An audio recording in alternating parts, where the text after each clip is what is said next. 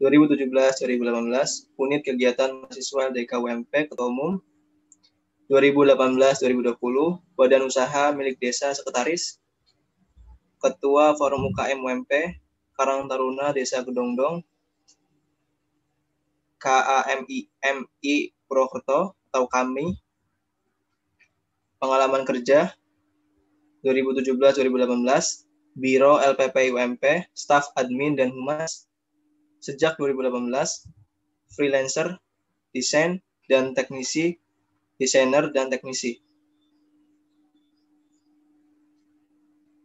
Biodata nama lengkap Ibnu Sani, panggilan Sani, tempat tanggal lahir Banyumas, 6 Agustus 1996, agama Islam, golongan darah O, tinggi badan 170 cm, skill desain grafis, videografis, administrasi. Baik, langsung saja kepada pemateri, waktu dan tempat dipersilahkan.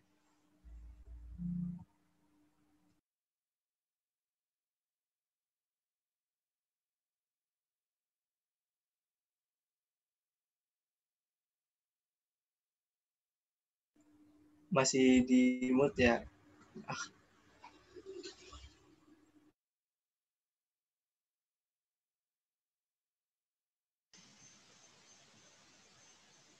Oke, ya. Syukron kepada panitia atau moderator yang sudah memperkenalkan. Cek suara dulu ya. Suara saya sudah terdengar sampai ke teman-teman? Sudah terdengar. Sudah. Baik ya. Suaranya nggak putus-putus ya? Suaranya lancar, cuman videonya agak terputus-putus. Oke, videonya putus-putus ya, nggak masalah. Karena memang kita lagi long distance relationship lah ya. Syukron kepada siapa? Ini saya belum cek. Abdul ya? Yeah. Oke, syukron kepada Abdul sudah memperkenalkan, bahkan lengkap sampai golongan darahnya. Jadi kalau misalkan ada yang butuh donor darah, saya siap insya Allah, karena golongan darah saya bisa donor ke siapapun gitu. Oke, kontak aja, siap suplai darah. Oke, Assalamualaikum warahmatullahi wabarakatuh. Waalaikumsalam warahmatullahi wabarakatuh. Alhamdulillahirrabbilalamin, wassalatu wassalamu ala rasulullah wa ala alihi washabihi ajmain, abadu. Puji syukur ada segala nikmat dari Allah Subhanahu wa Ta'ala, Tuhan semesta alam yang telah memberikan karunia, hidayah, serta inayah kepada kita semuanya. Hingga hari ini kita diperkenankan untuk bertatap muka via online dalam rangka untuk menggali ilmu-ilmu Allah, begitu ya. Untuk mengenal bagaimana organisasi dakwah itu bisa eksis hingga saat ini dan terus memperjuangkan dakwah Islam. Shalawat dan salam tercurah limpahkan kepada junjungan besar kita Nabi Muhammad SAW, tauladan terbaik, manusia terbaik yang pernah berjalan di muka bumi ini, dan tentunya kita wajib dan berupaya untuk meniru beliau. Dan tentunya shalawat dan salam tercurah limpahkan pula kepada para sahabat-sahabat beliau, tabi'ut tabi'in, serta alim ulama soleh yang senantiasa terus berjuang dalam rangka mendakwahkan Islam. Dan mudah-mudahan karunia juga tercurah limpahkan kepada kawan-kawan semuanya, para aktivis dakwah kampus yang hari ini berkenan menyempatkan diri untuk membuka laptop, membuka handphone, untuk bertatap muka dengan saya, begitu ya, yang mukanya nggak ganteng-ganteng amat, tapi teman-teman menyempatkan dan bersedia begitu. Dan mudah-mudahan nanti ada 1-2 hal dan banyak hal nanti yang bisa kita gali bersama, kita pelajari bersama sebagai aktivis dakwah kampus. Oke, biasanya saya menyapa teman-teman itu dengan mulai bertanya, begitu ya, bertanya kepada teman-teman jika ada agenda training tauhid, begitu ya. Tapi karena kita via online, tapi nggak masalah, mudah-mudahan tetap bisa efektif begitu. Dan saya sangat appreciate sekali kepada teman-teman akhwat yang mau mengaktifkan videonya begitu. Saya sangat apresiat sekali begitu, karena terkadang aktivis dakwah perempuan atau muslimah itu terkadang cukup kaku terhadap bagaimana cara pandang mereka terhadap penyebarluasan gambar atau video diri begitu ya. Tapi saya sangat apresiat sekali kepada teman-teman untuk bisa bertatap muka dengan saya. Oke, boleh tanya dulu, ini Abdul ya? Abdul, ini total peserta ada berapa yang hadir pada hari ini ya? 50 orang. Itu termasuk panitia atau termasuk hanya panitia? Termasuk panitia. Oke, bahkan hadir pula di sini Ketua Umum LDK juga ya? Selalu hadir. Oh iya, Masya Allah. Ini luar biasa memang beliau ini memang sosok yang sangat produktif begitu, inspiratif juga.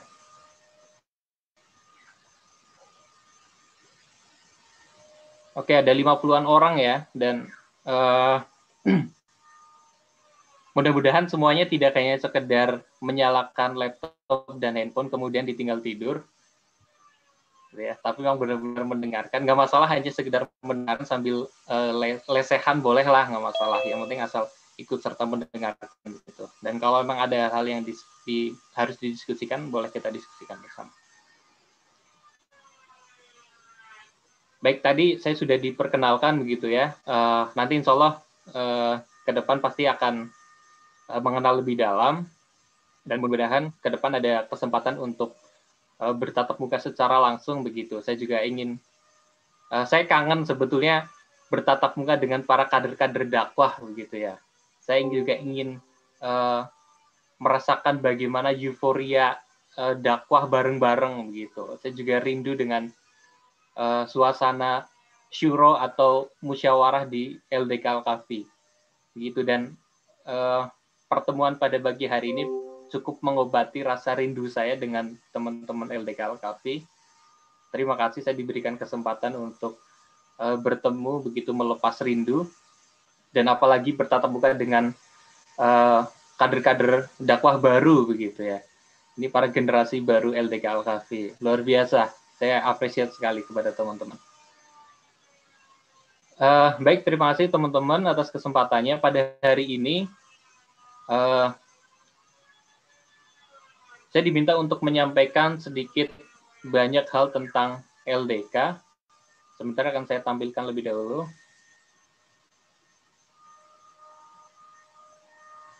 Baik, coba di sini ya.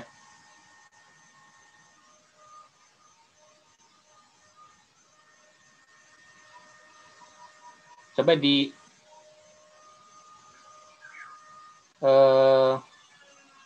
panitia ini saya belum bisa menampilkan layar presentasi.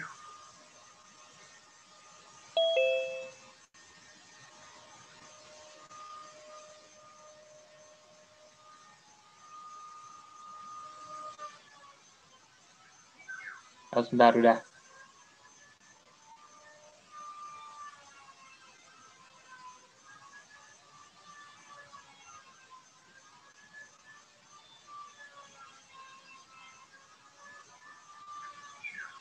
Sudah muncul atau belum ya? Sudah ya. Oke. Saya ingin mengenalkan LDK melalui presentasi ini, dan akan saya berikan beberapa foto-foto dokumentasi LDK pada masa saya mengelola LDK. Jadi bagi kader-kader baru, ya bisa melihat dari cuplikan-cuplikan foto yang saya tampilkan di layar gitu ya. Sedikit perkenalan lagi.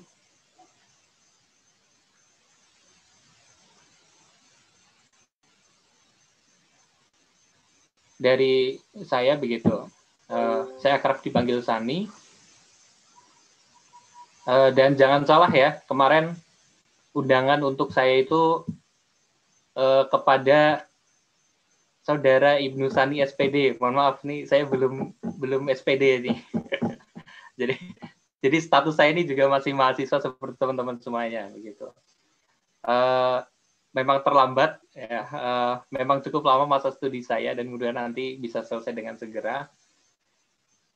Doakan saja. Dan sedikit merevisi riwayat organisasi saya. Saya aktif memang di beberapa organisasi di dalam kampus maupun di luar kampus. Yang masih aktif saat ini, saya masih aktif di Badan Usaha Milik Desa, kemudian di PHRI, Perhimpunan Hotel dan Resto Indonesia, ini cabang Banyumas. Kami masih aktif, kemudian ada juga sebetulnya Gerakan Arah Baru Indonesia, GARBI. Paling itu update terbaru. Nah, pada pagi hari ini saya ingin menyampaikan sedikit banyak tentang LDK, apa itu LDK, bagaimana perjalanan dakwah LDK dari mulai berdirinya organisasi hingga sampai saat ini. Kemudian siapa aja sih yang pernah bergelut di LDK, berkutat mengelola LDK sampai saat ini, dari awal sampai saat ini.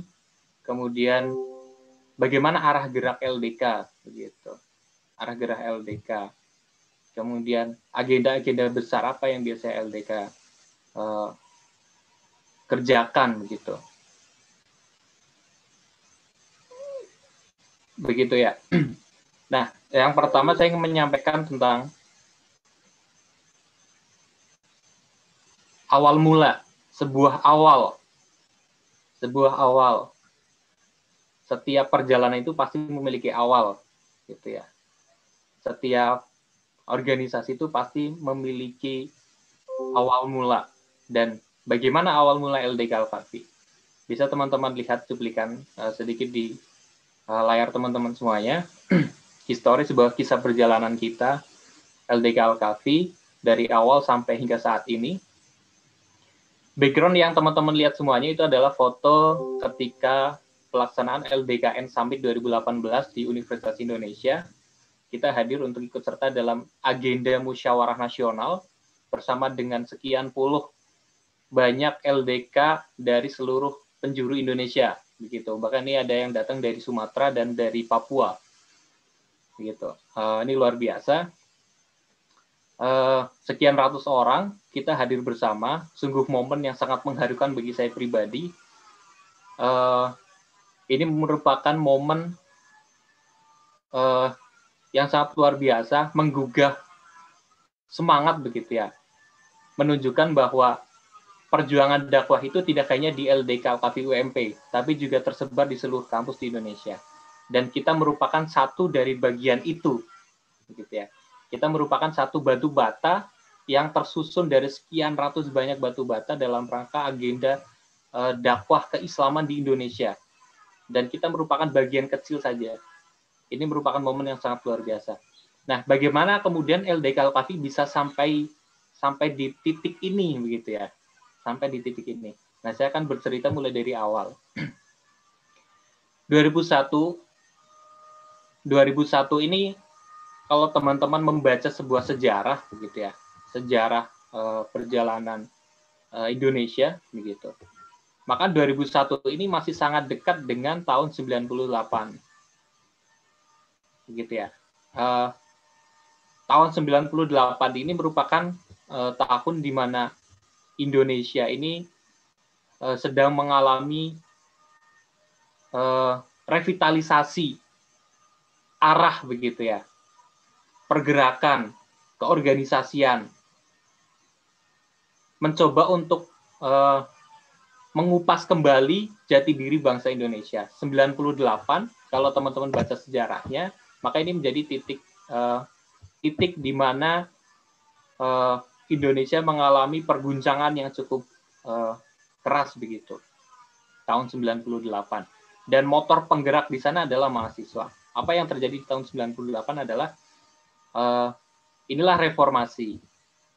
tahun reformasi, tahun di mana para mahasiswa turun ke jalan dalam rangka untuk memperbaiki mekanisme kenegaraan Indonesia. Dan belum lama setelah itu, kemudian muncullah gagasan untuk membentuk sebuah lembaga dakwah kampus di Universitas Muhammadiyah Purwokerto. 98 sampai 2001, kurang lebih 3 tahun,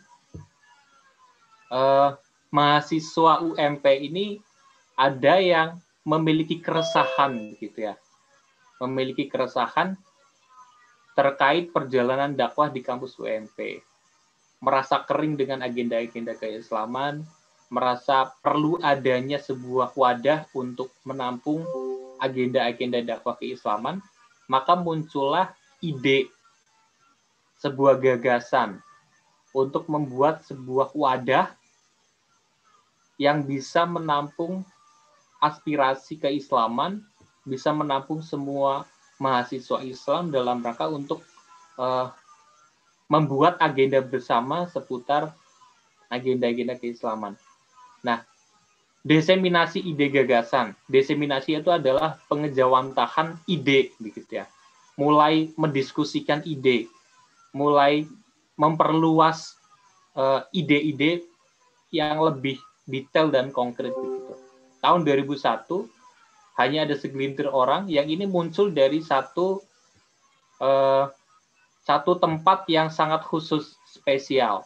Dari mana? Yaitu Masjid Ahmad Dahlan Universitas Muhammadiyah Purwokerto. Kalau teman-teman sudah pernah masuk ke UMP, di samping kanan Masjid UMP yang baru itu, yang berwarna biru, itu ada Masjid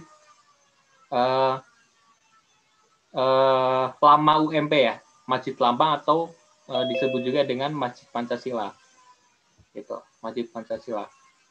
Nah, itu memang dibangun tahun 90-an, dan disitulah awal-awal ide munculnya lembaga dakwah kampus itu dari sana. LDK Al-Khafi. Sebelum muncul nama LDK Al-Khafi, tahun 2001, ini para founding father-nya, begitu ya, para founding father-nya hanya beberapa orang, itu mulai memikirkan sebuah wadah itu. Tahun 2001. Kemudian perjalanan berlanjut menuju tahun 2002. Ide dan gagasan yang sudah didiskusikan dengan matang, kemudian mulai diaktifasikan dalam bentuk sebuah gerakan. Nah, tahun 2002 ini saya sebut sebagai membangun basis gerakan, yaitu membangun basis-basis mahasiswa yang tertarik terhadap lembaga dakwah, gitu ya. Tidak banyak orang, hanya segelintir orang saja memang, tapi masing-masing dari kader-kader awal ini mulai membangun basis-basis gerakan di fakultas-fakultas, begitu ya. Mulai merekrut, mulai mengajak, begitu ya. Kemudian mengevaluasi kembali, begitu. Nah, berlanjut ke tahun 2003, hingga akhirnya teman-teman kader baru LDK Al-Khafi ini diberikan kesempatan untuk meresmikan lembaga dakwahnya dalam momen Kongres Mahasiswa, begitu. Kongres Mahasiswa. Nanti teman-teman sekalian akan mengalami proses Kongres Mahasiswa, begitu ya. Mudah-mudahan nanti masih ada Kongres Mahasiswa yang bisa teman-teman ikuti, begitu.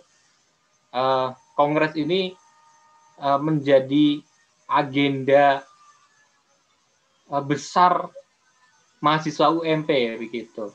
Ini agenda besar, begitu ya.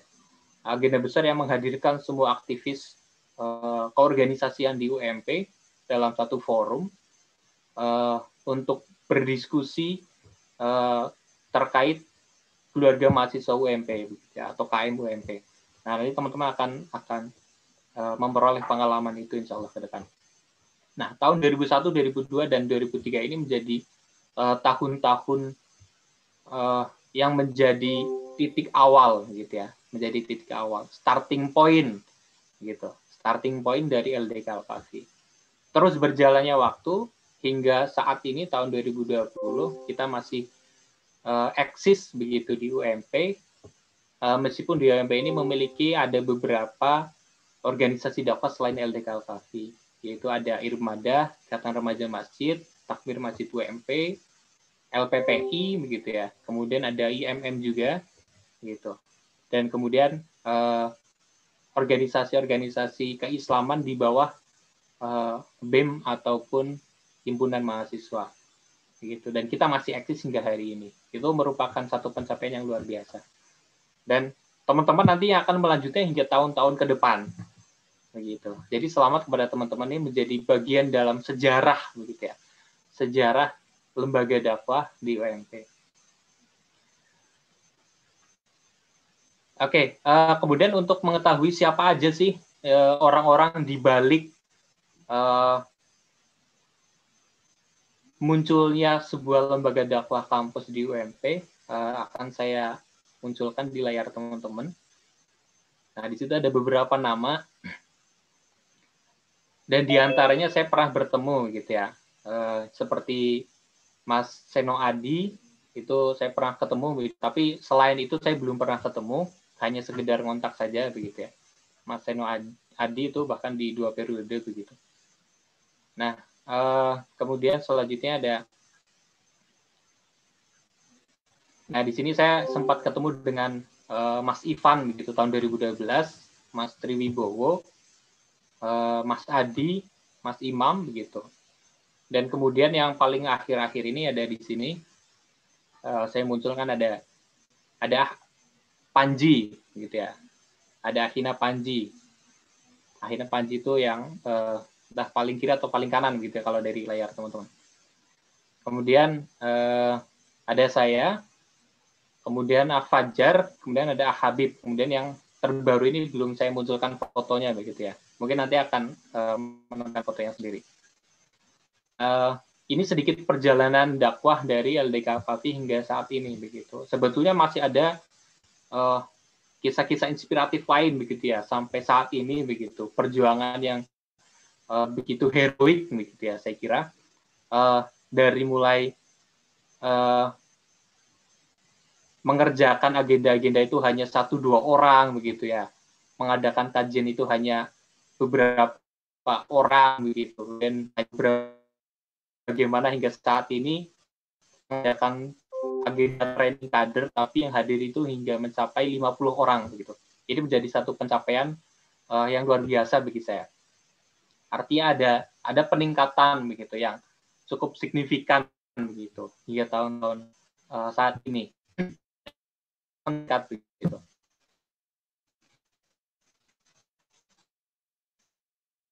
Yang kedua, sejarah bagaimana perjalanan dakwah LDK dari awal, dari starting point hingga saat ini.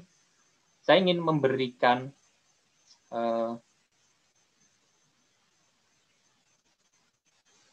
bagaimana LDK ini bisa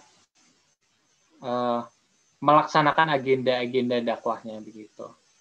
Nah, bagaimana pedoman LDK Al-Kafi ini melaksanakan agenda-agenda dakwahnya kita sebut sebagai haluan dakwah LDK Al-Kafi. Haluan dakwah LDK Al-Kafi ini bisa teman-teman lihat di soft file yang sudah saya minta kirimkan oleh panitia ya ke teman-teman semuanya. Sudah dibagikan atau belum ya dari panitia? Sudah dibagikan. Udah ya? Udah, oke.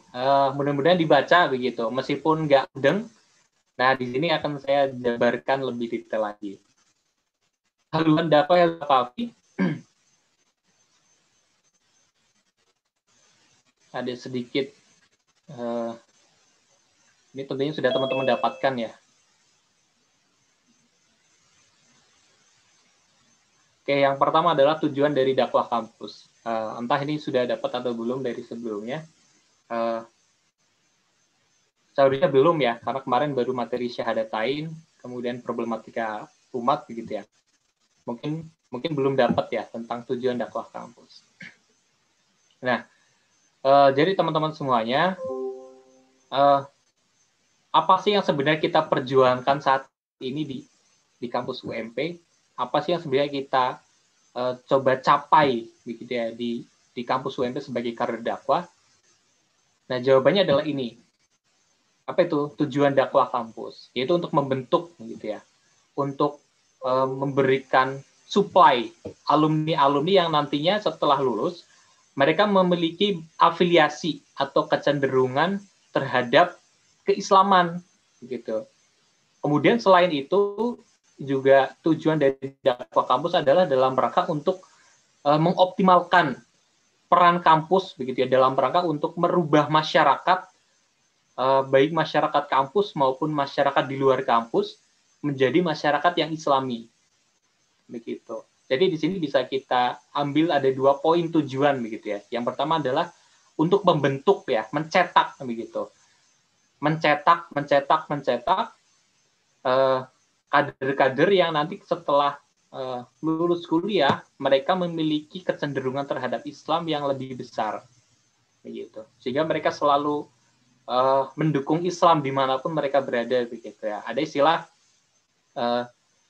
jadilah dai sebelum menjadi apapun begitu ya. Jadi jadilah seorang kader dakwah sebelum nanti setelah lulus kalian menjadi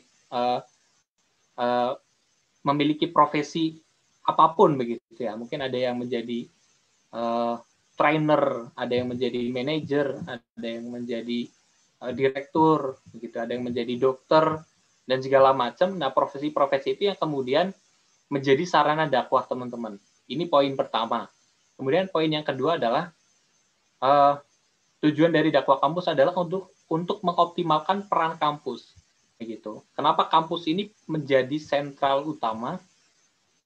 Karena kampus ini menjadi satu elemen yang memiliki begitu banyak sumber resources. Begitu.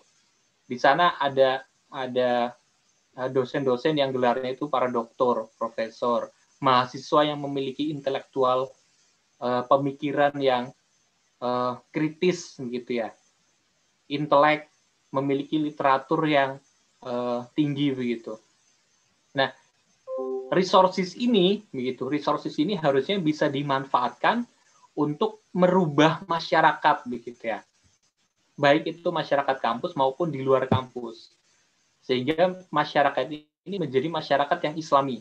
Nah, masyarakat Islami ini bukan berarti masyarakat itu kemudian memiliki keyakinan yang sama begitu. Jadi jangan dipahami bahwa masyarakat yang Islami itu adalah masyarakat yang semua orangnya itu beragama Islam. Bukan itu. Masyarakat yang Islami adalah masyarakat yang bisa jadi majemuk begitu ya. Majemuk dengan berbagai agama namun memiliki karakteristik yang Islami. Nah, karakteristik yang Islami itu sudah teman-teman dapatkan di materi sebelumnya. Begitu. Itu yang mereka memiliki nilai-nilai Islam, nilai-nilai kebaikan, begitu ya, nilai-nilai syar'i, begitu, nilai-nilai yang memiliki kebermanfaatan sesama. Nah, itu sudah teman-teman dapatkan di materi Syumulatul Islam. Karena Islam itu menyeluruh, begitu ya, ada di semua elemen. Nah, itulah poin kedua dari tujuan dakwah kampus. 2 poin tujuan ini yang ingin kita capai melalui LDK Al-Kafi. Begitu. 2 poin ini. Inilah yang ingin dicapai tidak hanya di LDK Al-Kafi, tapi juga di seluruh kampus di Indonesia. Dan 2 poin tujuan ini yang memang sedang dikerjakan oleh semua kader dakwah di seluruh kampus di Indonesia. 2 tujuan ini. Begitu ya. Nah, di LDK Al-Kafi UMP sendiri, kemudian kita jabarkan secara lebih spesifik mengikuti karakteristik kampus UMP. Begitu ya. Nah, kemudian akan saya tampilkan di slide yang kedua. Inilah tujuan dari LDK Al-Kafi.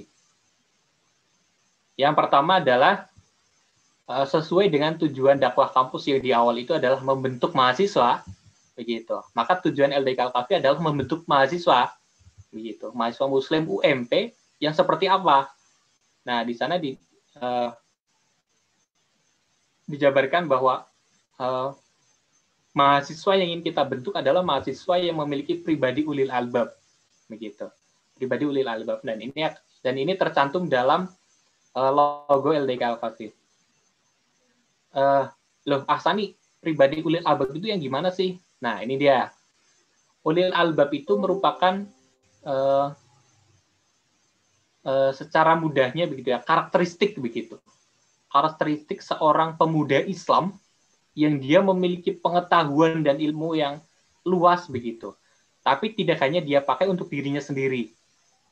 Begitu. Dia pakai semua pengetahuan dan ilmu yang dia miliki dalam rangka untuk memberikan kebermanfaatan. Gitu. Kebermanfaatan sesama, tidak hanya kepada sesama muslim, tapi juga semua manusia begitu. Inilah mahasiswa yang kita bentuk. Ini mahasiswa yang ingin kita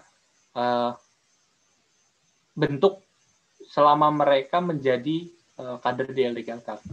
Kemudian yang kedua adalah sesuai dengan tujuan dakwah kampus yang di awal tadi, begitu ya, yaitu mewujudkan mengoptimalkan peran kampus, begitu ya, untuk merubah masyarakat menjadi masyarakat Islami. Nah, maka LDK Alkafi memiliki tujuan yang kedua adalah menjadikan sivitas akademika UMP, begitu, baik mahasiswa, dosen, karyawan, termasuk juga masyarakat sekitar kampus, begitu ya. Ini menjadi masyarakat yang Islami, begitu. Masyarakat yang Islami. Nah, ini dua tujuan LDK yang kita capai di UMP, begitu. Itulah tadi tujuan dakwah kampus secara umum dan juga tujuan dari LDK Alkafi di UMP. Nah, tentunya LDK di luar kampus UMP, entah di Unsud, di Telkom dan segalanya, itu juga mereka memiliki tujuan yang lebih spesifik sesuai karakteristik kampusnya masing-masing, begitu. Nah, tujuan-tujuan ini kemudian direkap ke dalam makna logo yang tentunya sudah tidak asing lagi buat teman-teman semuanya. Ini logo terbaru dari LDK, saya nggak perlu menjelaskan secara lebih detail lagi. Jadi akan saya lanjutkan ke slide yang selanjutnya.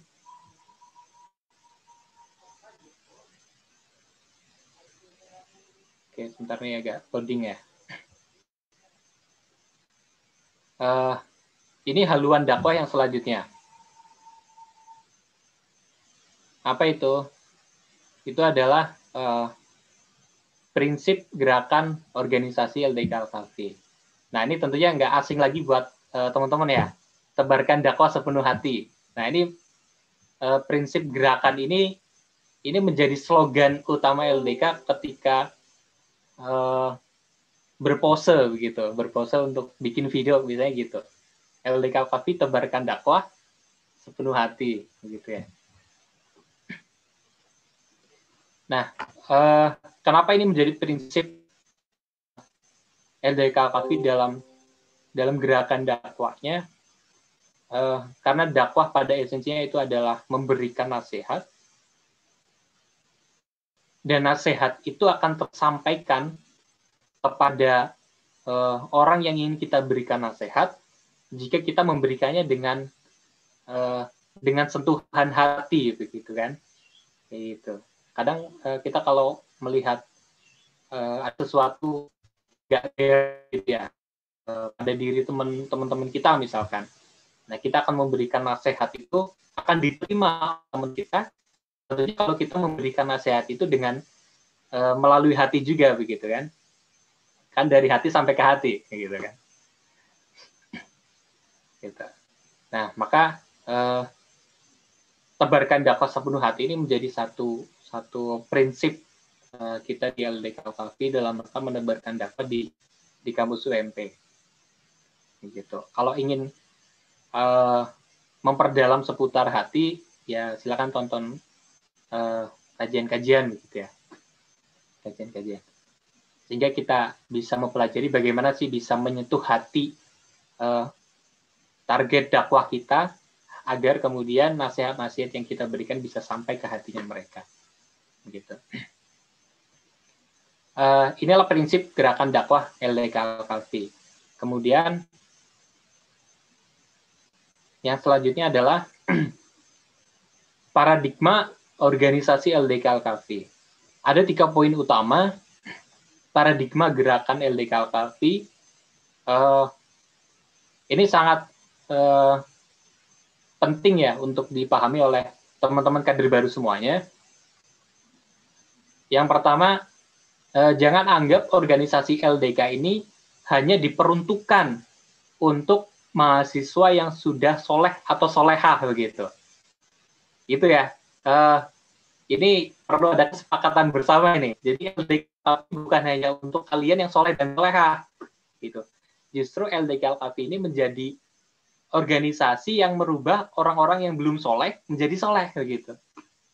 Nah, ini perlu dicamkan bersama nih, perlu dicamkan bersama. Jadi kalau mau ngajakin teman-temannya masuk LDK, jangan nunggu mereka jadi soleh dulu. Justru ajak mereka masuk biar mereka jadi soleh, gitu. Ini poin pertama ya. Jadi LDK Al-Kafi ini bukan hanya diperuntukkan untuk orang-orang yang udah soleh. Kenapa? Karena LDK ini bukan organisasi surga begitu ya. Bukan organisasi surga. Kenapa? Karena kita juga kerap kali melakukan kesalahan begitu. Itu kan maklum begitu ya sebagai seorang manusia. Dan organisasi yang di dalamnya ada begitu banyak kepala begitu. Maka wajar jika kita melakukan kesalahan.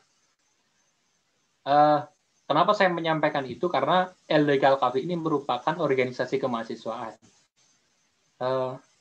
Loh, Hasani, organisasi kemahasiswaan itu apa? Organisasi kemahasiswaan itu artinya LDK Al-Kafi ini boleh dimasuki oleh semua mahasiswa UMP. Begitu. Siapapun itu. Begitu. Siapapun itu. Bahkan kalau misalkan ada non-muslim ingin masuk LDK, ya masuk aja. Begitu. Apa salahnya begitu? Meskipun nantinya dia akan memiliki keterbatasan akses seperti menjadi pengurus begitu. Tentunya selama dia belum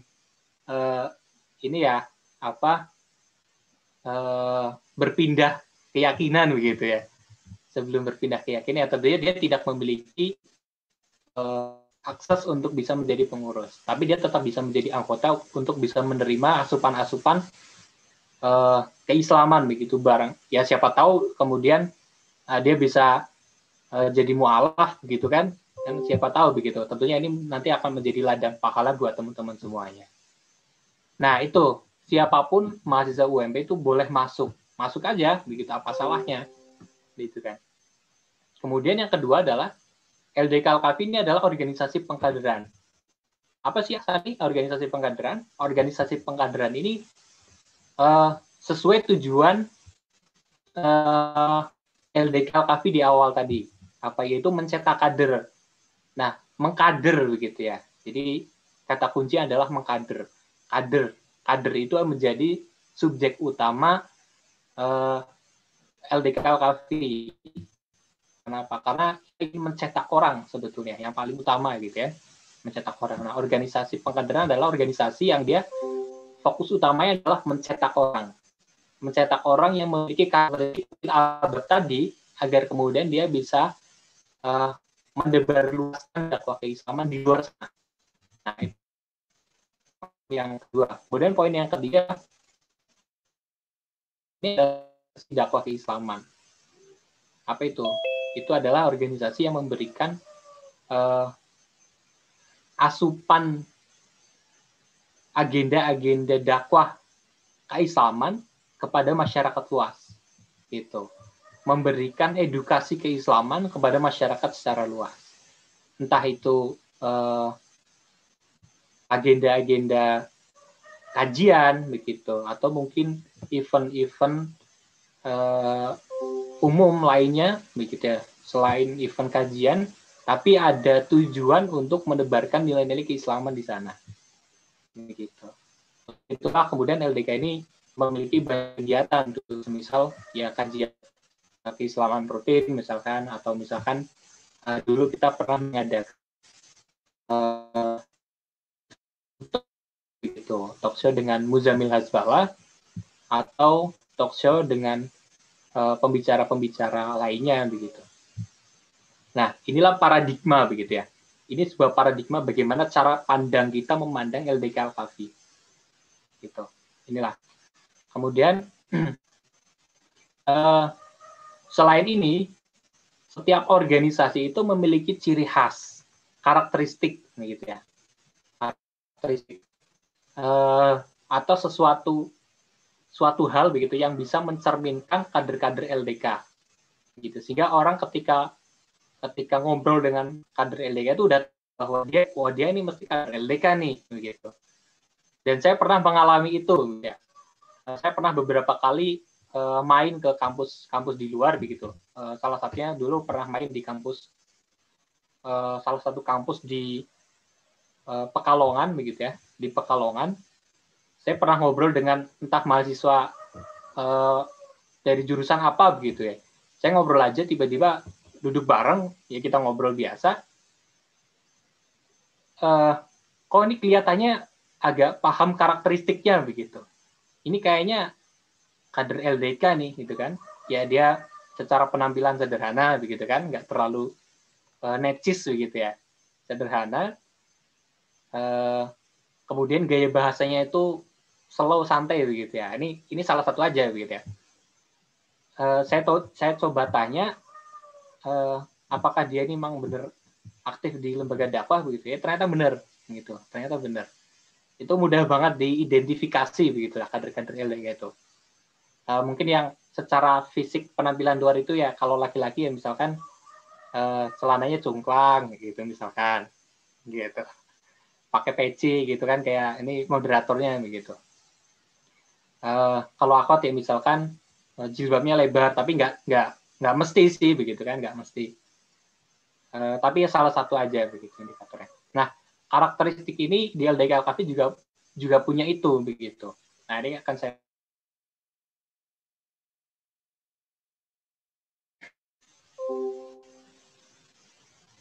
inilah karakteristik yang ingin kita bangun. Satu bacaan kita dari Solihin itu kita dari UPMKBJ berkoordinasi dengan PESMA. Maaf, itu ada suara dari siapa? Farel. Kemudian untuk tasmi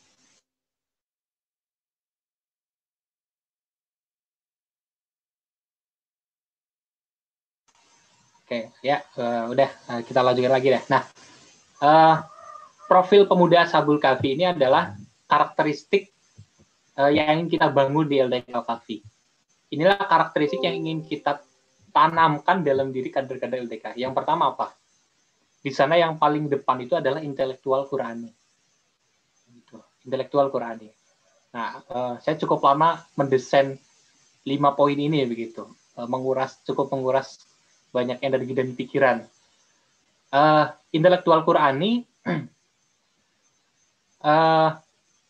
ini merupakan satu karakteristik awal ya. Pertama, di LDK Al-Kahfi yang perlu ditanamkan pada diri kader-kader LDK. Intelektual Qurani. Yang artinya adalah kader-kader LDK ini memiliki intelektualitas, pengetahuan, ilmu yang luas, begitu ya. Namun semuanya itu berawal dan berakhir melalui Al-Quran. Gitu. Referensi yang kita ambil adalah Al-Quran. Kader-kader yang memiliki pengetahuan, namun dia memiliki karakteristik Qurani, begitu. Dia selalu menyangkut pautkan pengetahuan itu dengan ilmu-ilmu yang ada dalam Al-Quran, begitu.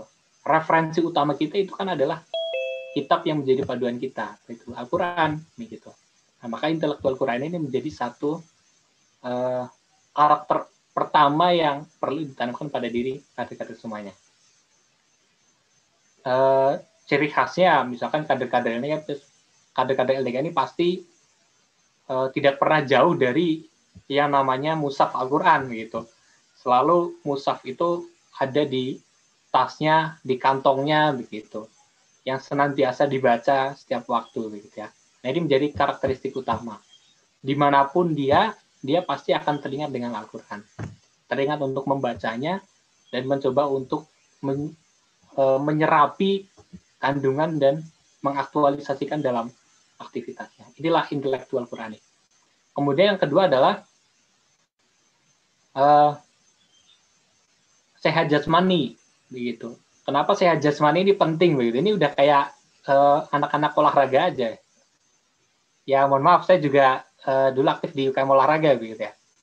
Tapi bukan itu alasannya, gitu. Bukan itu alasannya. Kenapa? Karena kesehatan jasmani, jasad itu menjadi penting dalam rangka untuk menebarkan dakwah, begitu. akan sulit bagi kader-kader dakwah jika dia memiliki jasad yang tidak sehat begitu. Begitu. Jadi inilah poin kedua yang perlu dimiliki oleh kader-kader dakwah. Bukankah Rasulullah dan para sahabat itu merupakan orang-orang yang memiliki postur tubuh yang kekar begitu kan? Begitu. Mereka orang-orang yang sehat begitu kan? Bahkan Umar itu dia postur badannya kalau dalam riwayat itu Umar naik kuda aja itu kakinya sampai nyentuh tanah begitu kan? Karena saking besar begitu. Dan sehat jasmani ini menjadi poin kedua. Nah, karakteristiknya ditunjukkan ya kader-kader LDK ini tidak pernah terlambat untuk mengurus badan gitu ya, dengan olahraga lah gitu, atau dengan aktivitas yang menyehatkan begitu, kemudian menghindari hal-hal yang tidak sehat begitu, misalkan merokok begitu, misalkan aja kalau misalkan masih ada yang merokok ya masalah begitu, itu kan proses. Kemudian yang ketiga adalah leadership begitu, leadership. Kepemimpinan ini menjadi ciri khas ketiga kader-kader LDK. Kalau teman-teman lihat di gambar sebelah, gitu ya, itu ada foto kita lagi berselfie ria di salah satu foto booth LDK ketika ada acara Islamic Fair. Mohon maaf, ini narsis lah ya, ketika lagi narsisnya begitu. Di sana ada saya, kemudian di samping kanan saya itu ada Fajar itu namanya. Fajar ini ketua LDK setelah saya, gitu. Tahun 2018. Kemudian yang di tengah itu Wahyu. Wahyu itu ketua Ikatan Remaja Masjid. Sekarang ya. Kemudian di sebelahnya Wahyu, belakang itu yang agak keriting itu Yudo, Reforman Yudo. Beliau ini ketua GMNI, Gerakan Mahasiswa Nasional Indonesia. Kemudian yang belakang itu Direktur BKM. Itu Direktur BKM UMP. Nah, kemudian itu yang nyempil itu di belakang, teman-teman tahu lah ya. Itu yang nyempil itu biasa suka nyempil ya Bang tuh. Nah, kalau teman-teman lihat itu ini semua yang ada di foto itu semua merupakan pimpinan lembaga, pimpinan organisasi. Nah, itulah cermin dari karakteristik LDK. Apa mereka selalu leader dimanapun, gitu. Mereka bisa memimpin, begitu ya. Nah, ini hanya segelintir orang aja, begitu. Segelintir kader-kader LDK yang mereka menjadi pimpinan di organisasi. Bahkan masih ada yang lain, begitu ya. Ada Galih misalkan. Galih itu merupakan presiden BEM UMP, gitu, dan dia merupakan ketua departemen syiar LDK, gitu. Inilah ciri khas ketiga. Kemudian yang keempat adalah komunikatif dan profesional. Nah, dia punya komunikasi yang baik dan dia profesional dalam bidangnya, dalam organisasi. Kemudian yang kelima adalah menguasai bidang studi. Ya tentunya kader LDK itu harus lulus ya. Tuh. Saya juga lagi berusaha untuk menyelesaikan karakter yang kelima itu, begitu. Menguasai bidang studi yang ditunjukkan dengan ijazah S1 dong tentunya, begitu. Gitu ya. Nah, inilah profil yang ingin kita capai. Ini saya masih ada waktu ya, sebentar aja menyelesaikan ini. Oke, kemudian selanjutnya adalah setiap organisasi itu memiliki budaya, gitu ya, kultur yang menjadi ciri terhadap organisasi itu. Nah, ini di sini ada 6 kultur begitu, 6 budaya yang ada di LDK Al-Kahfi. Yang pertama adalah membaca. Nah, kenapa membaca buku ini menjadi kultur atau budaya yang paling awal? Tentunya sangat erat kaitannya dengan ayat pertama yang diterima oleh Rasulullah, gitu. Iqra, membaca. Nah, inilah kenapa kita tempatkan membaca itu sebagai kultur Islami yang pertama di LDK Al-Kahfi, membaca. Nah, kalau teman-teman lihat di gambar sebelahnya, itu saya narsis lagi ya. Itu foto saya bersama dengan Ketua Pusat Komunikasi Nasional Forum Silaturahmi Lembaga Dakwah Kampus Indonesia, yang saat itu tuan rumahnya ada di Universitas Indonesia. Beliau ini adalah Fahrudin Alwi, orang Kebumen, dan saya sempat main ke kosannya, begitu di belakang kampus UI begitu. Dan sangat sederhana itu kos-kosannya. Jadi hanya satu ruangan begitu, kurang lebih 3x4 meter. Kasur nggak ada kasur malah kayak di sana, jadi cuman karpet aja gitu ya, karpet. Tapi di kosannya itu ada satu rak buku besar begitu. Ada rak begitu ya, dan isinya di sana cuma buku-buku doang begitu. Buku ya ada lemari pakaian begitu ya. Tapi yang paling besar itu adalah rak buku begitu. Nah, itu ciri khas yang ditonjolkan oleh Alwi begitu ya. Alwi sebagai seorang kader dakwah. Dan beliau merupakan ketua begitu, ketua Puskomnas. Luar biasa begitu ya. Beliau sangat mengutamakan buku dibandingkan tempat dia tidur begitu. Dibandingkan tempat dia tidur. Ini luar biasa begitu. Jadi sangat memuliakan ilmu begitu dibandingkan bahkan dirinya sendiri begitu. Itu kisah inspiratif dari membaca buku. Kemudian yang kedua adalah thalabul ilmi. Ya, tentunya teman-teman tahu ya, berlomba-lomba dalam menuntut ilmu begitu ya. Carilah ilmu dimanapun begitu. Kemudian yang keempat ada, yang ketiga itu ada hijab ya. Hijab ini bukan hijabnya akhwat begitu ya. Tapi hijab ini lebih pada hijab atau yang biasanya dimunculkan ketika rapat bersama begitu. Jadi antara ikhwan dan akhwat itu selalu ada hijab. Hijab papan begitu ya, papan yang membatasi antara ikhwan dan akhwat. Tapi juga bukan hanya sekedar hijab secara fisik, tapi juga hijab secara hati begitu. Kenapa? Karena di LDK ini merupakan organisasi yang tujuannya untuk berdakwah, bukan untuk mencari istri begitu atau mencari suami begitu ya. Jadi ada hijab, ada batasan.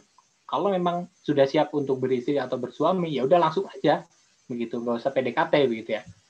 Kita langsung aja ditembak aja tuh. Gitu. Nah, ini sedikit penjabaran gitu. Kemudian yang keempat ada syuro. Syuro ini menjadi karakteristik karena musyawarah itu merupakan budaya yang memang diturunkan semenjak awal-awal Rasulullah memimpin Islam pada masa itu. Kemudian yang kelima adalah menebarkan salam. Nah, kita jangan jadi kader yang eksklusif ya. Kalau ada orang yang agak sedikit nakal gitu, kemudian kita nggak mau nyalamin, ya itu salah tuh justru. Justru malah kita harusnya deketin dan kita kasih salam. Kita PDKT-in biar kemudian dia bisa berubah. Kemudian terakhir ada adab interaksi ikhwan dan akhwat. Nah, jadi kalau antara ikhwan dan akhwat begitu ya. Ini laki-laki dan perempuan itu ada batasan gitu, nggak terlalu cair, tapi juga nggak terlalu kaku. Nah, nanti akan teman-teman rasakan setelah teman-teman masuk lebih dalam di LDK. Itu karakteristik begitu ya. Mohon maaf, ini moderator saya masih ada waktu atau enggak ya? Sudah 40-an menit ya.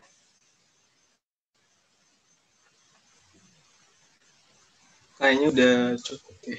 Udah cukup, boleh deh. 30.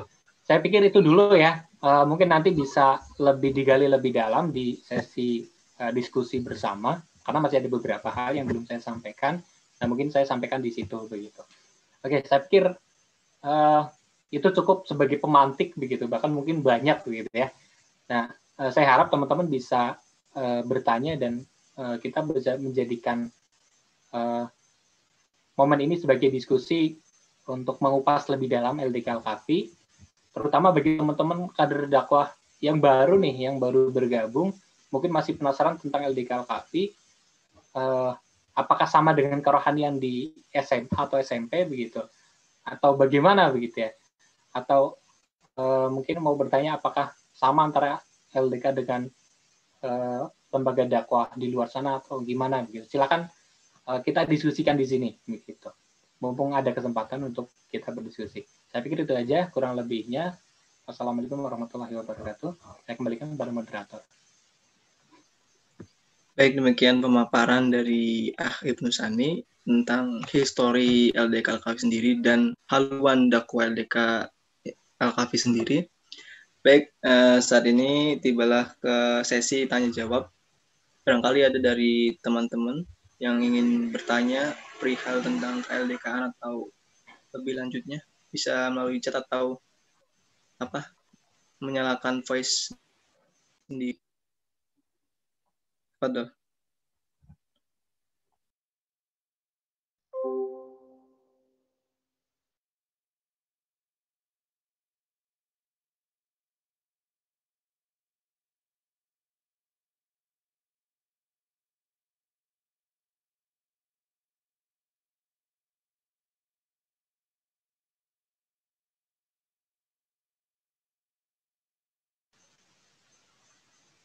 Ini kalau nggak ada yang bertanya, saya yang bertanya nih.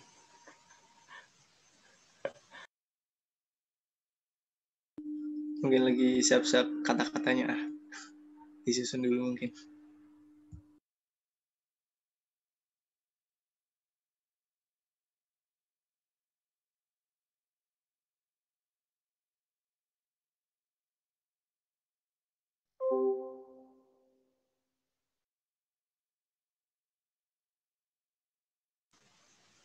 Ditulis aja ya kalau misalkan ada yang malu-malu untuk bertanya secara langsung.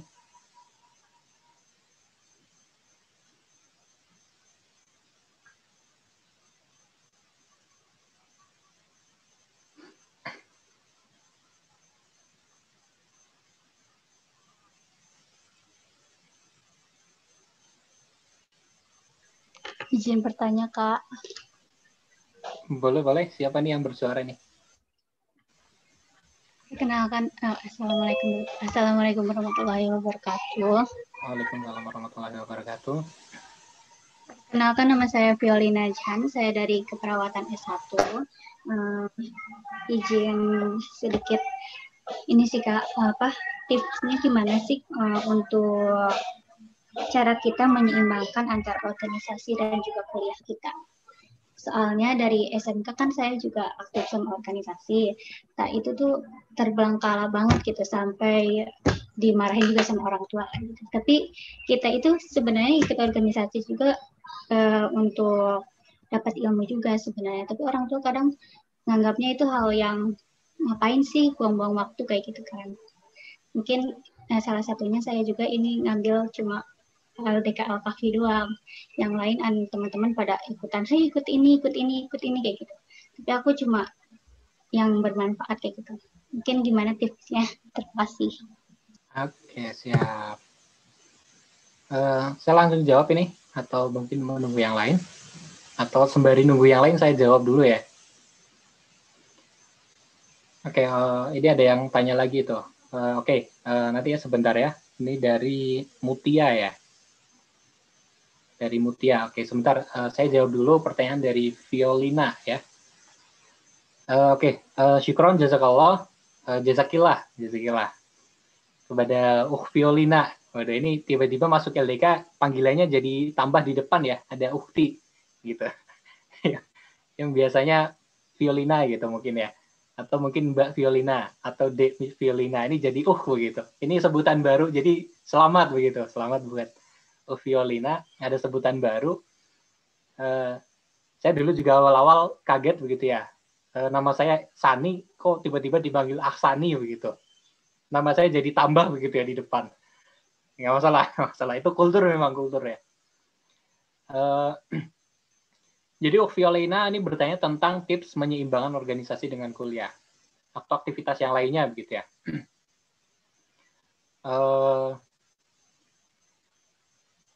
Ini proses ya. Tapi mungkin sedikit tips adalah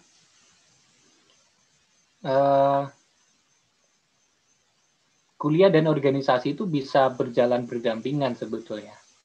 Sebetulnya begitu ya, sebetulnya. Kita semua memiliki waktu yang sama setiap hari. kita memiliki kesempatan untuk belajar yang sama, kita sama-sama kuliah, kita sama-sama berorganisasi, kita makan minum juga sama begitu. Artinya kita memiliki energi yang sama. Kok kenapa nggak bisa gitu? Seharusnya bisa. Nah, tips di sini adalah aturlah waktu dan agenda-agendamu setiap hari. Jadi gini, saya berorganisasi banyak di satu waktu yang sama. Saya ketika itu di semester 3 ya, sedikit cerita, saya di semester 3 itu saya aktif di Himatika, Himpunan Mahasiswa Pendidikan Matematika. Mungkin di sini kalau ada yang dari matematika paham ya. Saya aktif di Himatika, saya aktif di Masjid UMP, gitu. Kemudian saya aktif di UKM Olahraga, saya aktif sebagai mentoringan LPPI. Kemudian saya aktif di kepanitiaan ospek universitas, gitu. Itu di satu waktu yang sama. Nah, kebiasaan saya adalah ini kebiasaan saya ketika sudah mulai memiliki banyak aktivitas ya. Setiap malam itu saya selalu menyusun agenda saya. Setiap malam. Jadi besok saya mau ngapain gitu ya.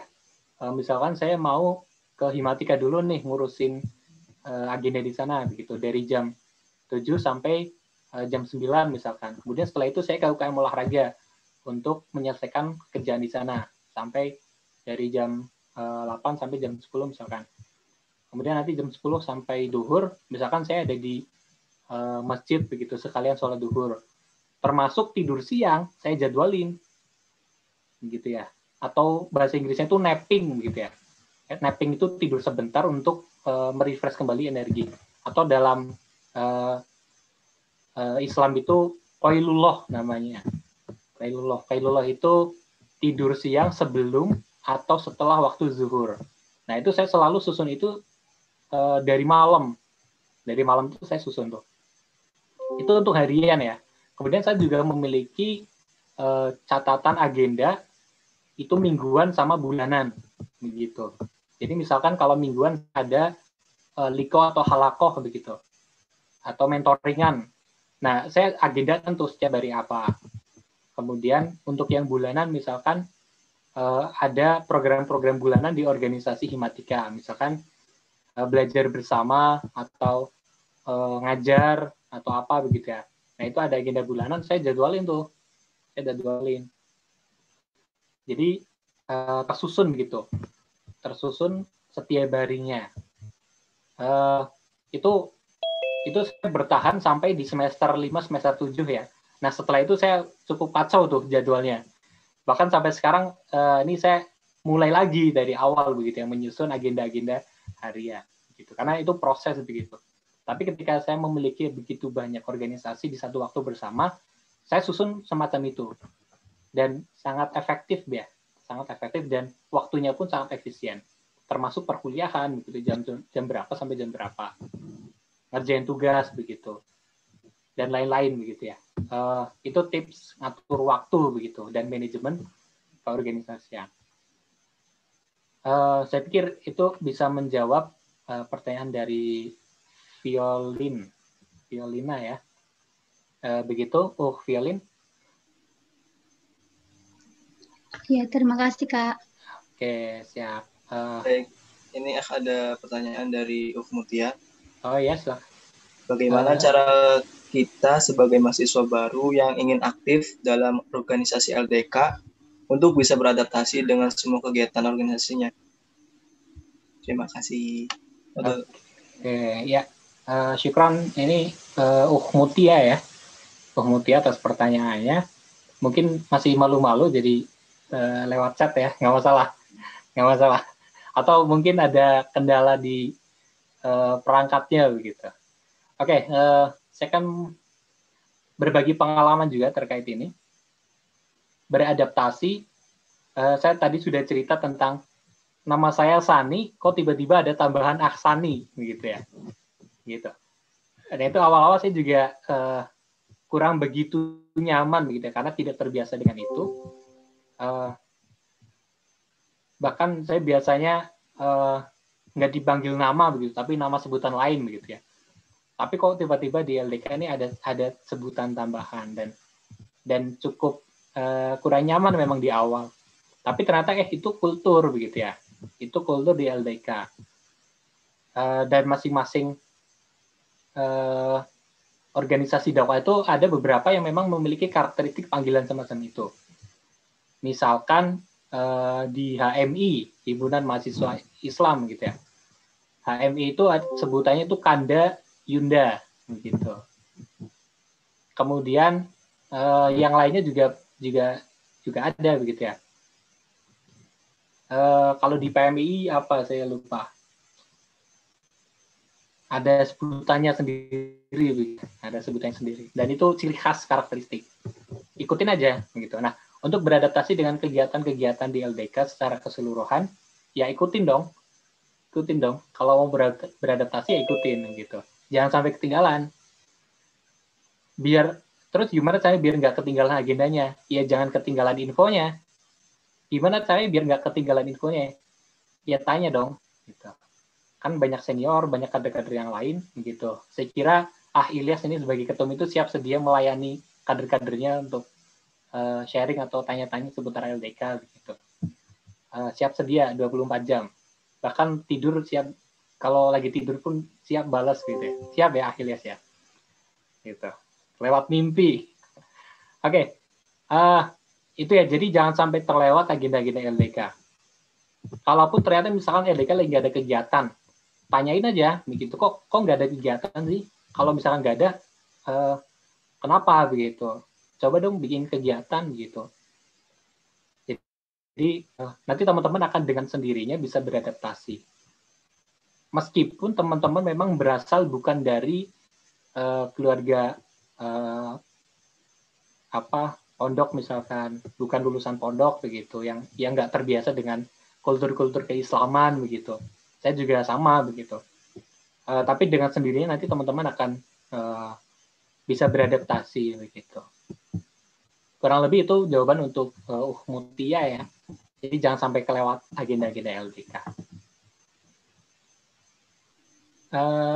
Selanjutnya, ini ada pertanyaan lagi ya. Ya. Kenapa LDK sama IMM nggak disatukan saja, padahal tujuannya sama, cuma beda wadah? Itu gimana? Oh iya ya. Oke, ini Nur Hasanah ya. Nur Hasanah Tiko. Ini kayak panitianya. Panitia.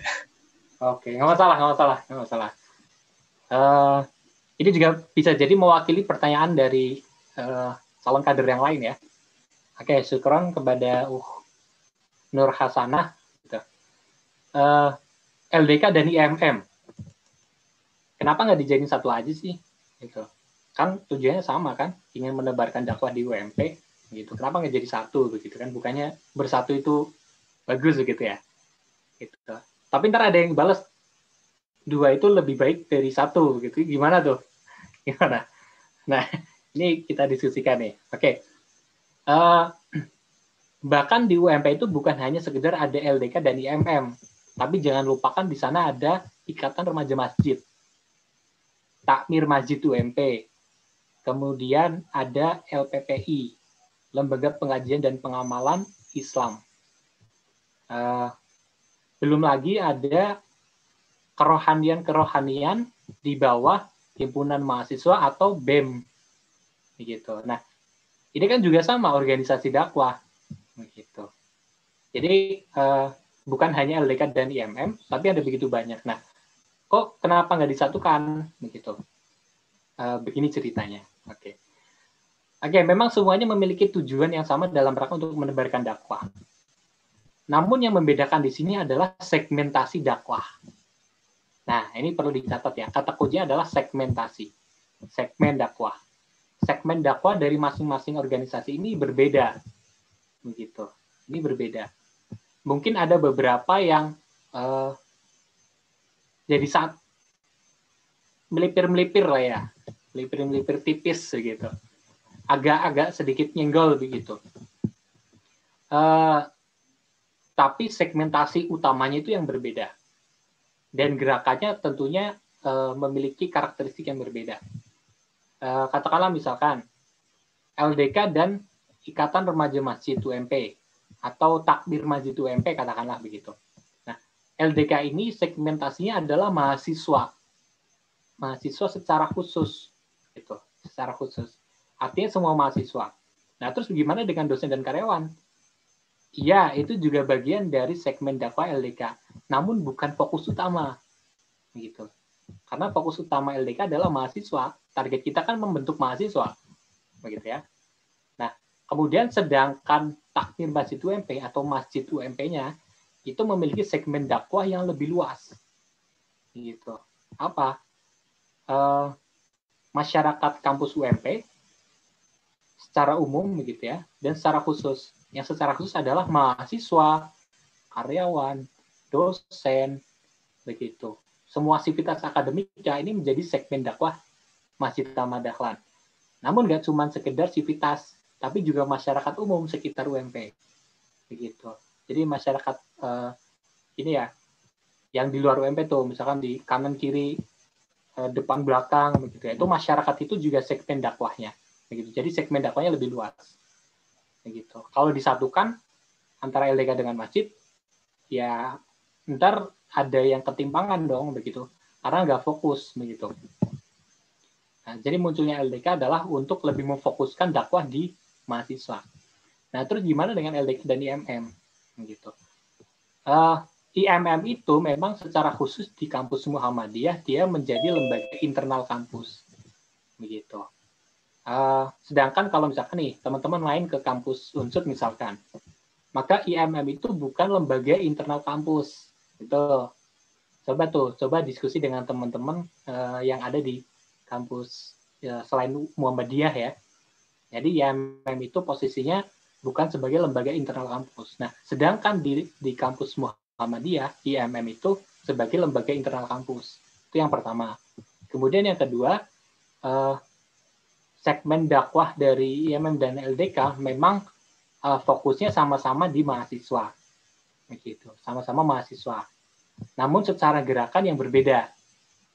Begitu. Secara yang gerakan berbeda. Nah, kalau LDK ini lebih kepada sosial pendidikan, begitu. Tapi kalau IMM itu kemudian ada gerakan edukasi politik, begitu ya.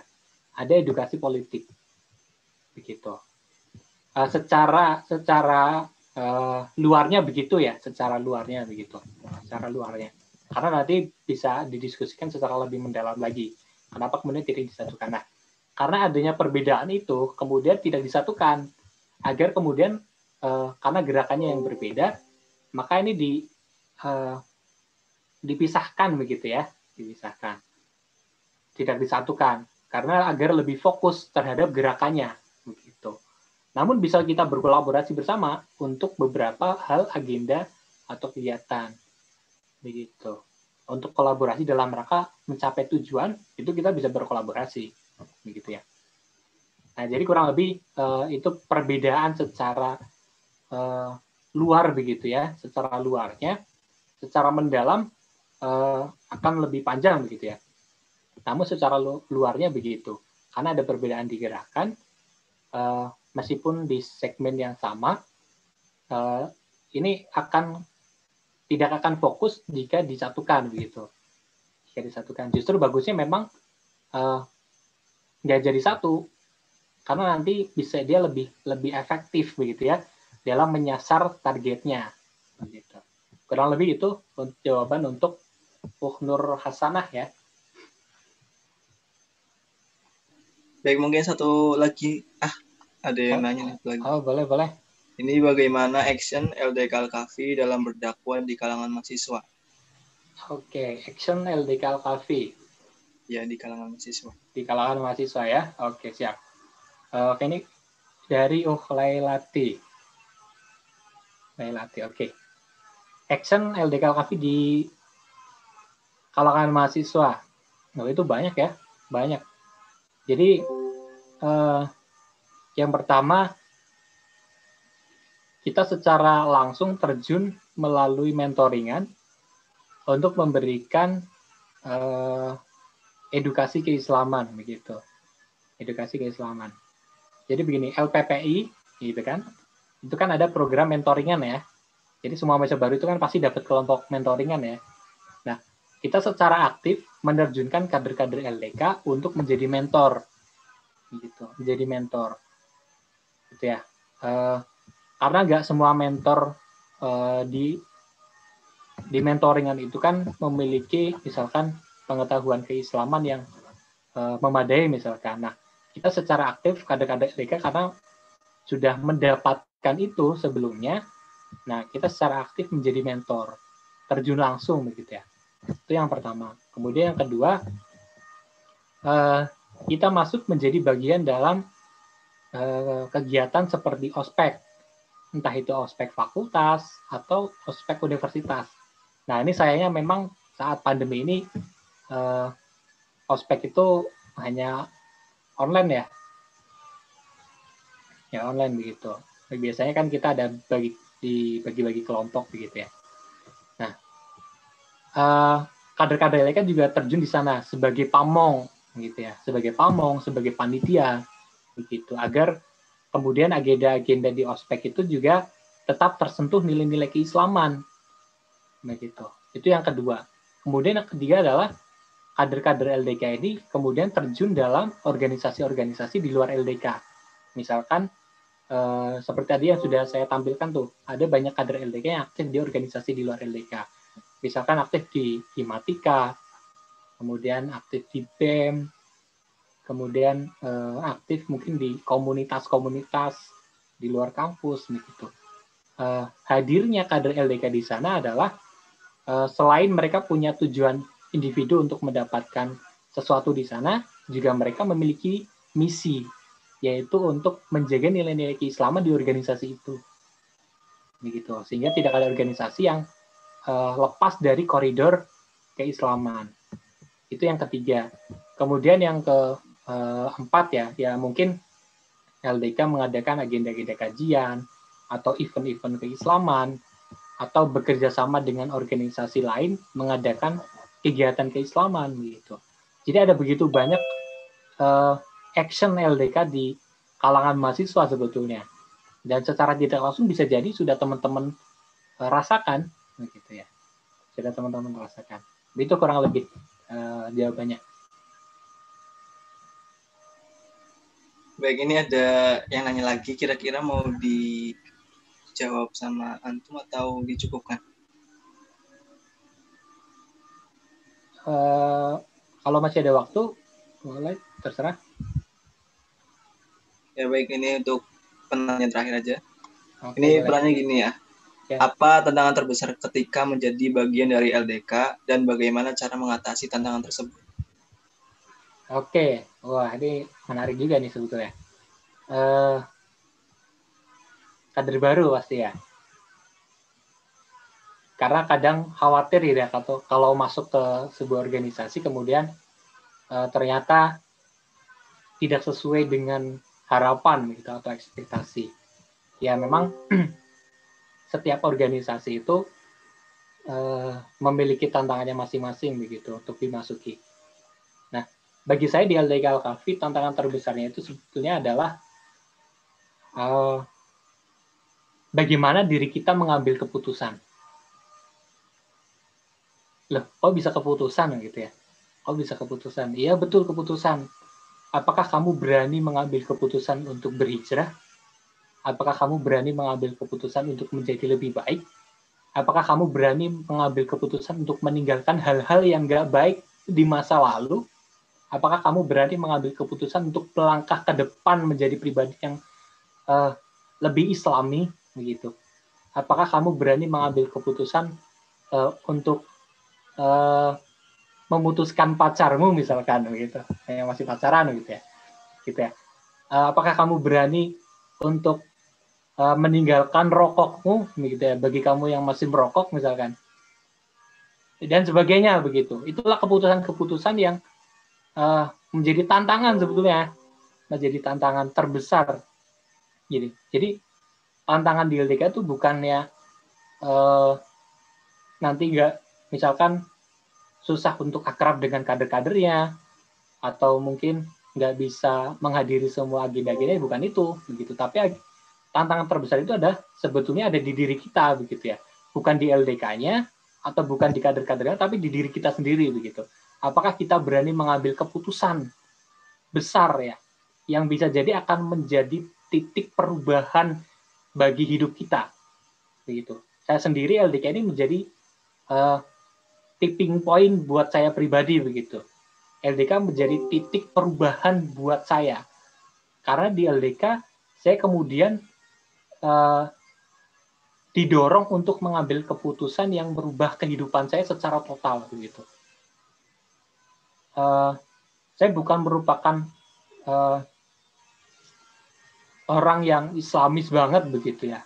Bahkan sebelum masuk LDK, ya saya sholat 5 waktunya tuh nggak tahu dulu, nggak ngitung gitu hari-hari tuh. Paling maghrib gitu ya, paling maghrib. Tapi masuk LDK, saya berani mengambil keputusan bahwa saya harus sholat 5 waktu tepat waktu begitu misalkan. Nah, keputusan itulah keputusan yang menjadi tantangan terbesar begitu. Kenapa? Karena keputusan-keputusan yang nanti akan teman-teman ambil itu adalah keputusan yang akan menjauhkan teman-teman dari zona nyaman yang sebetulnya itu nggak baik buat teman-teman. Begitu. Membuat keputusan untuk misalkan terhindar dari malas-malasan misalkan. Yang nggak produktif. Malas-malasan itu kan enak banget.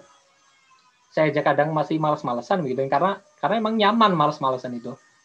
Leyeh-leyeh begitu kan, tiduran di kasur, ngapain gitu ya. Ya malas-malasan gimana sih kan, nyaman banget kan begitu. Tapi kan bukannya bisa jadi sesuatu yang kamu sukai itu bisa jadi nggak baik buat kamu, tapi bisa jadi sesuatu yang nggak kamu sukai itu justru yang lebih baik buat kamu. Nah, saya kira itu ya tantangan terbesar di LDK Al-Kahfi adalah membuat keputusan. Begitu. Kalau kamu berani mengambil keputusan itu, berarti kamu melewati satu persatu tantangan terbesar itu. Dan insya Allah ke depan kamu akan menjadi pribadi yang lebih baik. Insya Allah. Saya pikir itu jawabannya. Pertanyaan terakhir ya. Mau saya kembalikan ke moderator. Baik, terima kasih kepada pemateri yang Masya Allah, luar biasa. Baik, sebelum Ana tutup, afdolnya kita foto bareng. Nah, boleh. Untuk peserta dan panitia agar menyalakan kameranya atau on cam.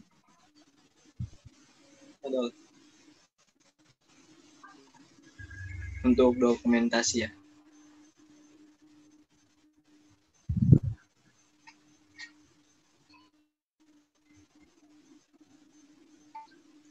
Yang mau ngambil, yang mau SS siapa?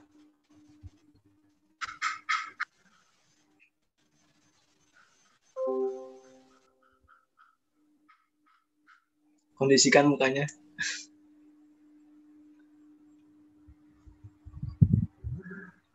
Mundur aja. 3, 2, 1.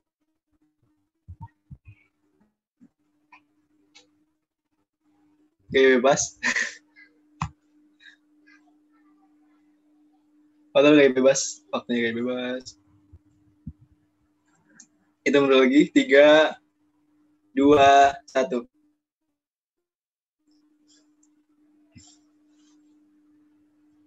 Mungkin sekian dari moderator. Kurang lebihnya mohon maaf.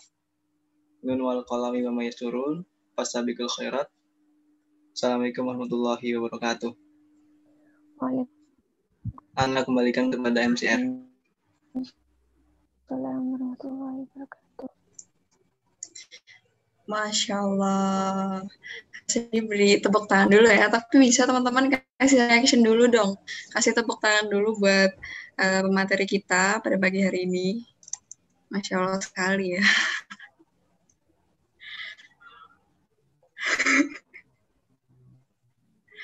Oke, Ria, monggo. Gimana nih untuk teman-teman materinya luar biasa bukan? Jadi nanti untuk kalian yang masih kepo-kepo lagi mungkin nanti bisa dikontak saja nomor yang udah tertera di CV tadi. Nanti bisa mungkin di-share di bawah ini. Mungkin nanti bisa di-share ya di grup peserta tauhid. Untuk pemateri Ibnu Sani, terima kasih, jazakallahu khairan. Semoga apa yang sudah disampaikannya tadi bisa bermanfaat bagi kami semua dan teruntuk yang spesial untuk para kader-kader baru, calon-calon mujahid-mujahidah dari Lembaga Dakwah Kampus Al-Kahfi. Syukran.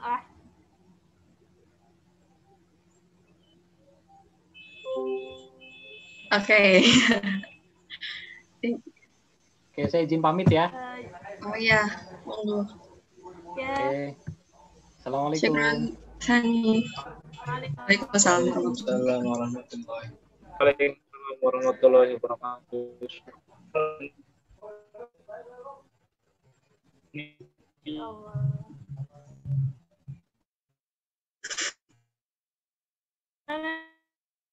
Kita jumpa lagi ya dengan dua orang yang Masya Allah yang rempong ini. Oke.